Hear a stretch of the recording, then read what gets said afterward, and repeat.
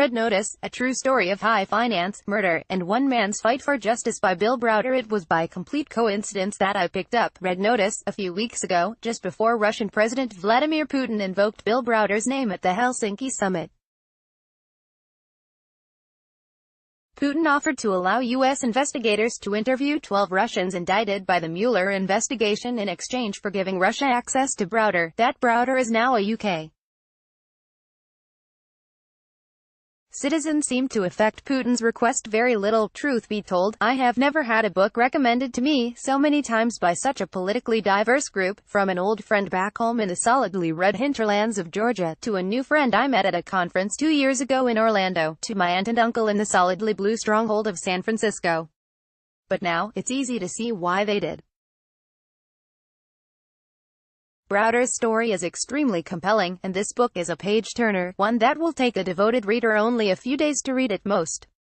Browder explains his own interesting background, his brilliant, and slightly insane, foray into the Russian economy and, eventually, the government reaction to the very forces inside Russia that allowed him to make his money in the first place.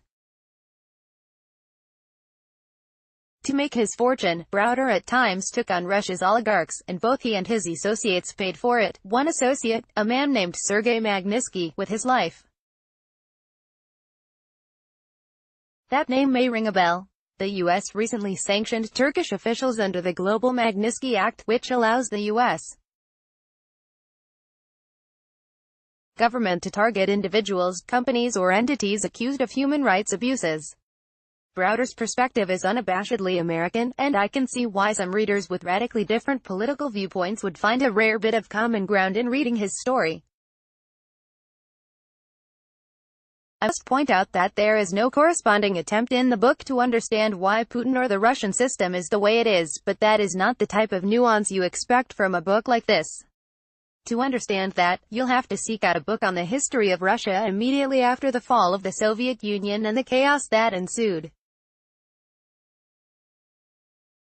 Even though most will be attracted to this book because of the drama and intrigue in Browder's story, I think what Browder has most effectively done, perhaps without even realizing it, is show the mutual intelligibility that continues to define Russia's relations with the West. Even after all these years, and even after all the conflicts, the West and Russia are still the West and Russia.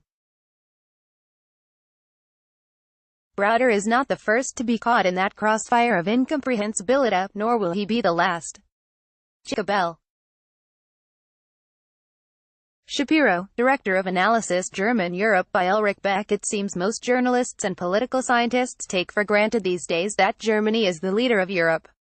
Having recently spent a great deal of time there, and having spent even more time consuming German news, I've started having my doubts.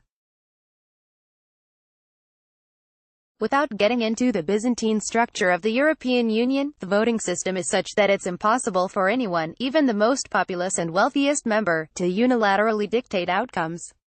It's also hard for me to take seriously a hegemon that has few operational fighter jets and transport planes, no combat-ready submarines and so on. So I wanted to learn more about this argument that Germany is actually the hegemon of Europe. With the benefit of hindsight, German Europe, by the German sociologist Ulrich Beck, was not a great place to start. It's a very short book, published in 2012, and 2/3 of its sections are about the Eurozone's problems and Beck's proposed solutions. It's not without its uses. Beck's conception of the risk society, essentially social angst about change, modernity and the potential catastrophes hiding within the things too big for us to understand, which is to say, almost everything about the European Union, may be useful. When it comes to solving the Eurozone's woes, however, Beck himself admits his ideas may well sound hopelessly utopian and naive. 8 years later, they do. The overarching idea is that everything would be so much better and easier for Europe if people would just let go of the outdated idea of national sovereignty. He says, for example, that banks live transnationally but die nationally. He's probably right. The EU's great problems do demand European solutions, but Eurosceptic, nationalist parties are gaining strength almost everywhere.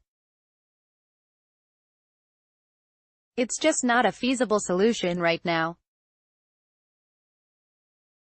The most useful part of the book was the middle section, where Beck introduces Machiavelli, the Machiavellian tendencies of German Chancellor Angela Merkel.